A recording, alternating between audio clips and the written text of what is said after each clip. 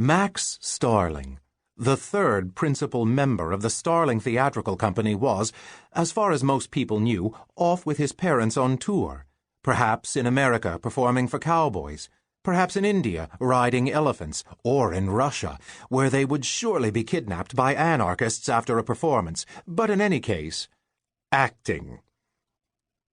Only the acting part was true.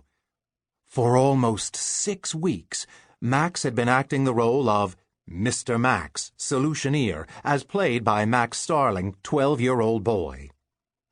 He had been living independently and supporting himself so well that he did not need a single coin of the fortune his father had hidden away. He had been living independently, despite the closeness of his grandmother and her insistence that he have dinner with her every evening.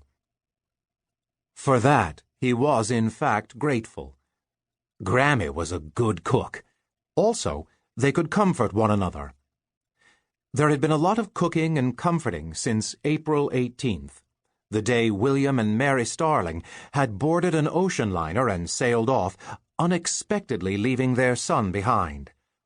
They had been invited by a Maharaja to tour India and been given first-class tickets on the Flower of Kashmir.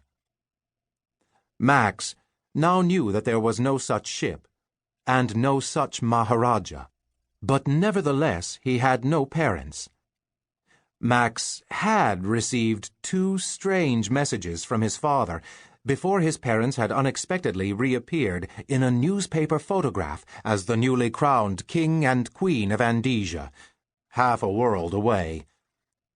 That made no sense either. But at least he now knew where they were, even if he didn't know why they were there. And so, late on a Monday afternoon at the end of May, Max Starling was seated on the back steps of his grandmother's small house, looking across the shared lawn and vegetable garden to his own equally small house, thinking about his lost parents, while Grammy read the newspaper.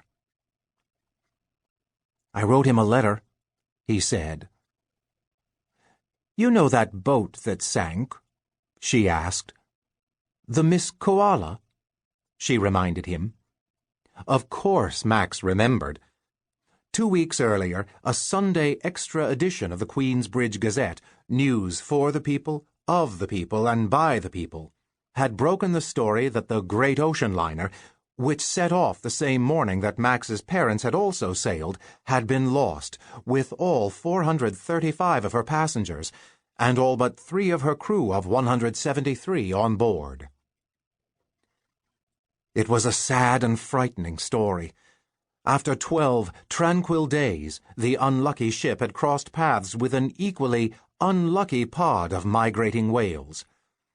Nobody knew what damage was done to the whales, although the water filled with blood. But both of Miss Koala's great propellers were damaged.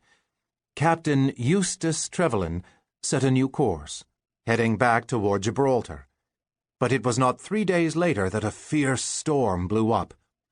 The crippled ship floundered, lost her bearings, and was tossed mercilessly about.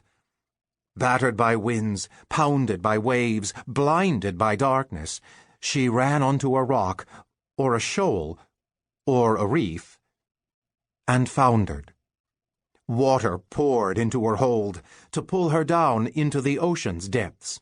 Wind-driven waves slammed into her metal hull to topple her over and drop the human creatures that clung to her decks deep into watery graves. Miss Koala might have become yet another ship that vanished without a trace had there not been survivors. These were only 3, men who endured perilous days on shark-infested seas before being picked up by a passing freighter and eventually set ashore at Lisbon. The captain, a steward, and a cook were hailed as both lucky and heroic. "Rub-a-dub-dub, 3 men in a tub," the newspapers joked. The captain's daughter, who had been awaiting Miss Koala in Cape Town in order to join her father for the final legs of the voyage, rushed northward to celebrate his survival. The steamship company released a list of passengers, and all over the world mourning clothes were purchased.